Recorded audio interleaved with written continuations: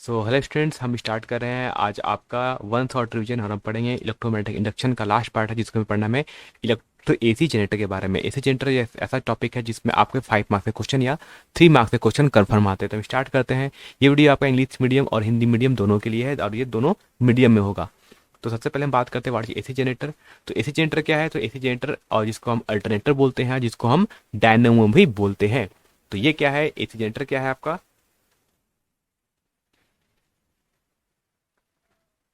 ठीक है, तो एसी जनरेटर क्या है आपका? एसी जनरेटर की बात करते हैं। तो एसी जनरेटर होता है वो हमारा, ये एक मशीन है जो क्या करता है, जो कि कन्वर्ट करता है। किसको किस में कन्वर्ट करता है? तो ये एक हमारा इलेक्ट्रिक मशीन है जो यूज करता है, जो कन्वर्ट करता है मैकेनिकल एनर्जी को इलेक्ट्रिकल एनर्जी में। मतलब मैकेनिकल एनर्जी से अगर हमें इलेक्ट्रिकल एनर्जी में कन्वर्ट करना है तो उसे हम क्या कहते हैं? उसे हम एसी जनरेटर कहते हैं। किस प्रिंसिपल पे वर्क करता है? कभी कभी से आपका सिद्धांत पूछा जाता है। तो सिद्धांत क्या होता है? तो it works on the principle of electromagnetic induction पर ये बेस्ड करता है ना। इलेक्ट्रोमैग्नेटिक इंडक्शन क्या था? इलेक्ट्रोमैग्नेटिक इंडक्शन क्या था कि जब भी किसी कॉइल को यूनिफॉर्म मैग्नेटिक फील्ड में रोटेट किया जाएगा, है ना, जब भी किसी कॉइल को यूनिफॉर्म मैग्नेटिक फील्ड में रोटेट किया जाएगा तो उससे क्या होगा? उससे एक ईएमएफ इंड्यूस होगा।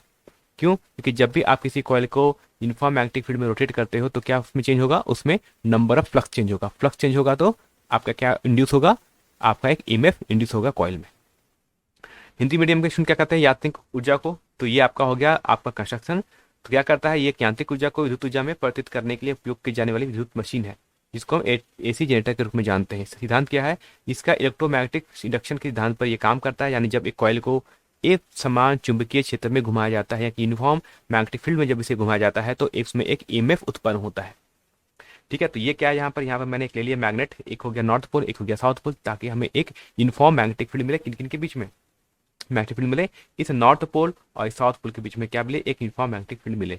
इस मैग्नेटिक फील्ड में क्या घुमाया जाता है? इस मैग्नेटिक फील्ड के बीच में एक एबीसी रंग का क्या रखा है? एबीसी नाम का एक हमने कॉइल रखा है जो इस पर घूमेगा। ठीक है, और जब ये घूमेगा तो क्या होगा, है ना, जब ये घूमेगा तो क्या प्रोड्यूस होगा? एक इलेक्ट्रिकल एनर्जी प्रोड्यूस होगी। तो अब इसे हम घुमाएंगे कैसे, वो हम पे डिपेंड करता है। अब बात करते हैं यहाँ पर कंस्ट्रक्शन। देखो तो यहाँ पर क्या है? ए बी सी डी ये कॉइल है जो इस दो मैग्नेटिक फील्ड नॉर्थ पोल और साउथ पोल के बीच में घूमेगा। इस कॉइल का दो एंड होगा। एक एंड को हमने R1 रिंग से लगा दिया है और ये R1 रिंग एक इसका एक अलग एंड से जुड़ा रहेगा। उसी तरह इसका जो दूसरा पार्ट है ना, जो दूसरा पार्ट डी पार्ट है, वो एक दूसरे रिंग R2 से जुड़ा हुआ होगा। दूसरा पार्ट इस कॉइल का जो कि एक दूसरे ब्रश B2 से जुड़ा हुआ होगा और ये ब्रश एक दूसरे कनेक्शन से हमारा जुड़ा रहेगा, ताकि हमें क्या मिलेगा? इन दो एंड पे हमें आउटपुट करंट मिलेगा, यानी हमें आउटपुट पावर मिलेगा इन दो एंड पे जब भी ये कॉइल रोटेट करेगा। याद ना, जब भी कॉइल रोटेट करेगा तब भी हमें ये इलेक्ट्रिकल आउटपुट हमें, दैट मीन्स हमें एक क्या होगा? इसमें एक ईएमएफ इंड्यूस होगा, मतलब हमें एक आउटपुट वोल्टेज मिलेगा।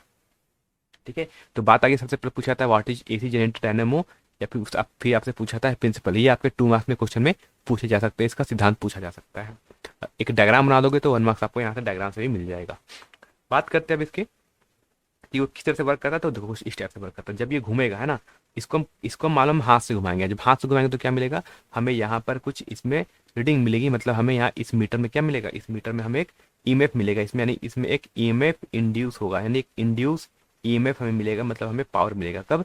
जब ये रिंग इस पे घूमेगा। अब देखोगे इसके दो एंड है, एक एंड है इसे हम लोग कहते हैं, इधर हो गया हमारा रिंग 1 है, ये हमारा रिंग 2 है। ठीक है, ये जो ब्लैक कलर से लिखा हुआ है इसको B1 कहते हैं और ये जो ब्लैक कलर से है इसे हम B2 कहते हैं। ठीक है, देखो ये जो रिंग 2 है, रिंग 2 किससे जुड़ा हुआ है? रिंग 2 देखोगे कि इस कॉइल के, है ना, आपको नजर आ रहा होगा ये दूसरे कॉइल से जुड़ा हुआ है। यानी इस कॉइल के दो एंड है, एक कॉइल, इस कॉइल का एक एंड है जो R1 से जुड़ा हुआ है और कॉइल का जो दूसरा एंड है वो आपके इस रिंग R2 से जुड़ा हुआ है। और जब भी घूमेगा तो क्या मिलेगा? आपको एक इंड्यूस ईएमएफ यहाँ पर मिलेगा, यानी आपको एक आउटपुट वोल्टेज प्राप्त होगा। ये आपका हो गया एनिमेटेड फॉर्म में, आपको समझ आना चाहिए। ठीक है, इसको हम रोटेट कैसे कराते हैं? इसको रोटेट हम करा सकते हैं जैसे आपका होता है डैम होता है। तो डैम में जब पानी गिरता है तो डैम क्या करता है? पानी इस रिंग को घुमाएगा, है ना, इस कॉइल को घुमाएगा। वहां पर फैन लगे होते हैं जिस पर पानी गिरता है तो ये रिंग घूमता है और इससे आपका करंट प्रोड्यूस होता है। बात करते हैं इससे कंस्ट्रक्शन की, इससे कितने कॉम्पोनेंट है। तो कुछ आप कॉम्पोनेंट याद रखेंगे। तो सबसे पहला होता है आर्मेचर, है ना। आर्मेचर क्या होता है? तो आर्मेचर कॉइल, जो कॉइल एबीसीडी होता है, उसमें जो कॉइल मैंने एबीसीडी बनाया था उसको क्या बोलते हैं? उसे हम आर्मेचर कॉइल बोलते हैं। ये क्या होता है? इस consist of large number of turns of insulated copper wire wind wound on A soft iron core. एक आयरन कोर के ऊपर क्या होता है, एक आयरन कोर होगा, इसके ऊपर क्या होगा, इसके ऊपर ऐसे बहुत सारे टर्न्स बने होंगे जिससे हम क्या बोलेंगे, जिसे हम बोलेंगे आर्मेचर, यानी उस कॉइल को क्या बोलते हैं लोग, आर्मेचर बोलते हैं। दूसरा क्या है इंपॉर्टेंट पॉइंट, दूसरा इंपॉर्टेंट पॉइंट है वो आपका है, पहला तो हो गया आर्मेचर, याद रखें क्या होता है। दूसरा आता है स्ट्रॉन्ग मैग्नेटिक फील्ड मैग्नेट। तो क्या कहते हैं, एक स्ट्रॉन्ग परमानेंट मैग्नेट और ए इलेक्ट्रोमैग्नेटिक हुज पोल, है ना। एक स्ट्रॉन्ग मैग्नेट या फिर एक electromagnetic whose north pole and south pole are cylindrical in shape in field magnet. हम क्या रखते हैं, एक हम मैग्नेट रखेंगे जो किस शेप में होगा, जो सिलिंड्रिकल शेप में होगा, जिसमें एक पोल आपका नॉर्थ पोल होगा, दूसरा आपका साउथ पोल होगा। जो आर्मेचर कॉइल है, तो armature coil rotates between the poles field of the field magnet. तो आपका जो आर्मेचर कॉइल वो कहाँ घूमेगा, दो मैग्नेट के फील्ड में भी घूमेगा, मतलब नॉर्थ पोल और साउथ पोल के बीच में ये घूमता है। अब उसमें हम यूनिफॉर्म मैग्नेटिक फील्ड कैसे मिलेगा, तो the uniform magnetic field provided by the field magnet is perpendicular to the axis of rotation, है ना। यहाँ पर जो फील्ड होता है, जो फील्ड इलेक्ट्रिक फील्ड लाइंस होती है वो हमेशा कॉइल के हमेशा परपेंडिकुलर होती है, यानी उस कॉइल के हमेशा परपेंडिकुलर होता है। ठीक है, ये पॉइंट आपको याद रखना है। नेक्स्ट पार्ट आता है स्लिप रिंग। इसमें क्या होता है, इसमें दो रिंग लिखे होते हैं, जिसमें आपको दिखाया था R1 और R2। कहता है दो, तो आपके जो आर्मेचर कॉइल के दो एंड होंगे, that mean the ends of the armature coil are connected to two brass slip rings R1 and R2, है ना। तो जो आपके आर्मेचर कॉइल थे उसके दो एंड होंगे, वो दो एंड कहाँ कहाँ जुड़े होते हैं, एक जुड़ा होगा आपका रिंग 1 से, दूसरा जुड़ा रहेगा रिंग R2 से। This ring rotates along with the armature coil. तो जैसे जैसे अब ये उसमें ज्वाइंट किया हुआ है, तो अगर आपका कॉइल घूमेगा तो आपका जो ये रिंग है, रिंग भी गोल गोल घूमेगा। ठीक है, बात करते हैं पार्ट डी। इसमें होते हैं लगे ब्रशेस, है ना। ब्रशेस कहाँ लगे होते हैं, तो आपके जो दो कार्बन ब्रशेस है ना, B1 and B2 are pressed against the slip ring. तो जो स्लिप रिंग लगा होता है R1 R2, उसमें क्या लगा होता है, उसमें दो ब्रशेस लगे होते हैं, carbon brush. The brushes are fixed with two slip rings rotate along with the armature. तो आपका रिंग रोटेट कर रहा है ना। अब रिंग घूम रहा है ना, तो रिंग घूम से, तो रिंग पे क्या लगा होता है, इस दो रिंग पर दो ब्रशेस लगे होते हैं जो हमेशा रिंग के साथ कांटेक्ट में रहेंगे, है ना। और इस ब्रशेस का यूज क्या करते हैं, तो this brushes are connected to the load through which output is obtained. ये दो ब्रशेस के दो एंड हो गए, वो किससे जुड़े रहेंगे, वो हमारे दो आउटपुट जिसके अक्रॉस हमें वोल्टेज लेना है, उससे ये दोनों जुड़े रहेंगे। ठीक है, तो अगर ध्यान दो इस पे, तो हमारे पास दिख सकता है ये रिंग था, ये रिंग R1 है, रिंग R2 है, ये ब्रश B1 हो गया, ये ब्रश B2 हो गया। ठीक है, जैसे जैसे ये आर्मेचर घूम रहा है ना, ये जो रिंग बना हुआ है, रिंग रिंग मतलब यहाँ पे हमारा कॉइल बना हुआ है, ठीक है, जो जैसे ये कॉइल घूम रहा है वैसे वैसे ये हमारा रिंग R1 और R2 भी क्या करेगा, घूमेगा। ठीक है, रिंग R1 से कनेक्टेड रहेगा ये ब्रश B1 और रिंग R2 से कनेक्टेड रहेगा ये ब्रश B2, जिससे B1 और B2 से हमें क्या मिले, ये EMF इंड्यूस EMF हम उसे मेजर कर पाएंगे। ठीक है, बात आती है कंस्ट्रक्शन की, ये वर्क कैसे करता है। तो याद रखना, when armature coil ABCD rotates in the uniform magnetic field. अगर आपसे पूछा जाता है कभी इसके प्रिंसिपल के बारे में, तो लिखना कि जब आर्मेचर कॉइल ABCD रोटेट करता है in the field magnet provided by the strong field magnet, जो कि स्ट्रॉन्ग फील्ड मैग्नेट से के थ्रू मिलता है, it cuts the magnetic lines of force, है ना। ये क्या करता है, मैग्नेटिक फील्ड लाइंस को कट्स करता है, मतलब बीच में एक समय ऐसा आता है जब मैग्नेटिक फील्ड लाइंस से नहीं क्रॉस करती है। इस प्रकार क्या होगा कि जो magnetic field lines linked with the this coil change and hence induce EMF is setup in the coil. तो जैसे जैसे उसमें फ्लक्स चेंज होगा, है ना, जैसे इसमें फ्लक्स चेंज होगा क्योंकि रिंग तो रोटेट कर रहा है, यानी वो हमारे पास जो कॉइल था, कॉइल रोटेट कर रहा है, कॉइल रोटेट करेगा तो उसमें जो फील्ड लाइंस क्रॉस कर रही थी वो भी टाइम के साथ चेंज करेगी। तो फील्ड लाइन चेंज करेगी तो क्या होगा, उस फिक्स कॉइल में से जो number of flux field lines है वो चेंज कर रही है, और फ्लक्स चेंज होगा टाइम के साथ तो उसमें एक EMF इंड्यूस होगा। और तो इंड्यूस EMF का हम डायरेक्शन कैसे निकालते हैं, तो direction of the induce EMF और induce current in the coil is determined by the Fleming right hand rule. तो फ्लेमिंग के राइट हैंड रूल से हम क्या निकालेंगे, उस इंड्यूस EMF का डायरेक्शन निकालेंगे, या फिर कह सकते हो कि जो इंड्यूस करंट होगा, है ना, इंड्यूस EMF होगा तो उसमें एक इंड्यूस करंट भी फ्लो होगा। उसको हम कैसे कैलकुलेट करेंगे, उसको हम फ्लेमिंग के राइट हैंड रूल से हम कैलकुलेट करेंगे। और ये करंट किसे फ्लो करता है, current flows out through the brushes V1 in one direction of the half of the revolution. तो जब वो रोटेट करता है क्लियर ना, तो वहां पर क्या होता है ना कि वो देखो रोटेट कर रहा है ना, तो एक में क्या होता है कि करंट पहले B1 से क्रॉस करता है ना। हाफ जब आधा घूमता है, तो जब वो आधा दूसरा टाइप घूमता है तो ब्रशेस का जो करंट का डायरेक्शन होता है वो चेंज हो जाता है, और वो किसे, और करंट किसे फ्लो करना करता है, B1 से B2 से क्रॉस करने लगता है और करंट का डायरेक्शन क्या हो जाता है, उसमें रिवर्स हो जाता है। दिस प्रोसेस इज रिपीटेड, दस EMF produce in is of alternating nature, है ना। इसको हम अल्टरनेटिंग एसी जनरेटर क्यों बोलते हैं, क्योंकि इससे जो हमें करंट प्राप्त होता है या फिर हमें जो ईएमएफ मिलता है वो अल्टरनेटिंग नेचर का होता है, मतलब जो चेंज हो टाइम के साथ। तो जो रिंग ब्रश B1 था, पहले हाफ साइकिल में जब वो आधा घूमता है तो करंट B1 से फ्लो करता है, यानी B1 का डायरेक्शन में। और जब वो आधे टाइम पे, यानी जब आधा रिवोल्यूशन पूरा हो जाएगा, जब वो कॉइल हमारा आधा घूम जाएगा, तो आधे घूमने के बाद जो करंट होता है उसका डायरेक्शन चेंज हो जाएगा। दैट मीन्स आधे घूमने के बाद जो करंट है वो हमारा ब्रश 2 से क्रॉस करता है, यानी हाफ हाफ साइकिल के लिए क्या होगा, करंट का डायरेक्शन चेंज होता रहेगा।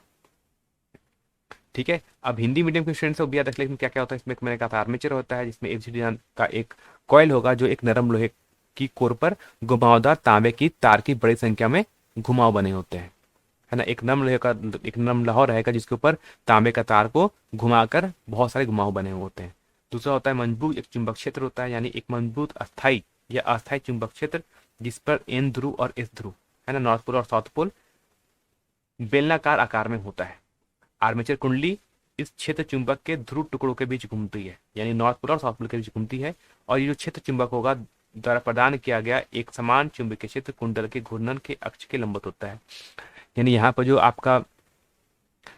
मैग्नेटिक फील्ड है ना, जो आपका जो कॉइल घूमेगा, तो उस कॉइल का जो एरिया होगा उसके हमेशा परपेंडिकुलर कौन रहेगा, हमेशा हमारा मैग्नेटिक फील्ड रहेगा, यानी मैग्नेटिक फील्ड हमेशा कॉइल के परपेंडिकुलर रहेगा। फिर मैंने कहा इसमें दो स्लिप रिंग होते हैं ना, तो जो आर्मेचर कॉइल के जो दो सिरे होते हैं, वो दो ब्रास स्लिप रिंग R1 और R2 से जुड़े होते हैं। ये वलय आकार आर्मेचर के कुंडली के साथ घूमते हैं, है ना। तो इसका जो शेप होता है वो कैसा होता है, वलय मतलब वो आपका एक सर्कल के फॉर्म में होगा, है ना। एक रिंग टाइप से बना होता है, रिंग कैसा, रिंग गोल होता है, तो उसका आकार कैसा होता है, वो वलय आकार का होता है आर्मेचर, जो कि कुंडली के साथ यानी वो कॉइल के साथ घूमते रहते हैं। फिर आता है ब्रशेस। इसमें मैंने कहा इसमें दो कार्बन ब्रशेस होते हैं जो कि पर्ची के छल्ले के खिलाफ दबाए जाते हैं, मतलब, है ना, जो कि आपके रिंग से क्या होता है, रिंग के छल्ले के साथ प्रेस हो रहते हैं, यानी उसको हमेशा प्रेस करके रहते हैं। जो स्लिप रिंग है वो आर्मेचर के साथ घूमते समय ब्रश फिक्स होते हैं, यानी जो देखो आपका जो रिंग है, रिंग तो गोल घूम रहा है क्योंकि वो जो रिंग है वो आपका कॉइल से जुड़ा हुआ है। तो कॉइल घूमेगा तो आपका रिंग भी घूमेगा, लेकिन ब्रशेस को नहीं घूमना है ना। तो ब्रश क्या होता है, ब्रश उसके साथ सिर्फ टच में रहेंगे, ताकि वो जब रिंग घूमे तो ब्रश सिर्फ उसके कांटेक्ट में रहे, है ना। ब्रश को घुमाना नहीं है, इसलिए जैसे उसके साथ तो उसको प्रेस करके रखता है, उसको दबा के रखता है, ताकि बस वो घूमे, ताकि कांटेक्ट हमेशा बना रहे रिंग और ब्रश के बीच में। ये ब्रश लोड से जुड़े होते हैं जिससे आउटपुट हमें प्राप्त होता है। तो ये ब्रश का जो दो एंड होगा B1 B2, वो कहाँ जाता है, वो हमारे जो आउटपुट हमें लेना है ना, जिस डिवाइस के हमें आउटपुट वोल्टेज मेजर करना है, उसके दोनों आउटपुट पे दोनों ब्रश B1 और B2 आपका जुड़ा हुआ होता है। योग निर्माण। अब आती है इसकी कार्यविधि। तो कार्य के लिए क्या मैंने कहा था कि जब आर्मेचर कॉइल एबीसीडी मजबूत क्षेत्र में द्वारा प्रदान किए गए चुंबकीय क्षेत्र में घूमता है, जब घूमता है तो यह बल की चुंबकीय क्षेत्राओं को काट देता है। इस प्रकार कॉइल का से जुड़ा हुआ चुंबकीय प्रवाह बदल जाता है और इसलिए कॉइल में प्रेरित ईएमएफ स्थापित हो जाता है। यानी जब उसमें से मैग्नेटिक फील्ड लाइन चेंज होगी तो मैग्नेटिक फ्लक्स चेंज होगा, मैग्नेटिक फ्लक्स चेंज होगा तो क्या होगा, उसमें एक ईएमएफ स्थापित हो जाता है।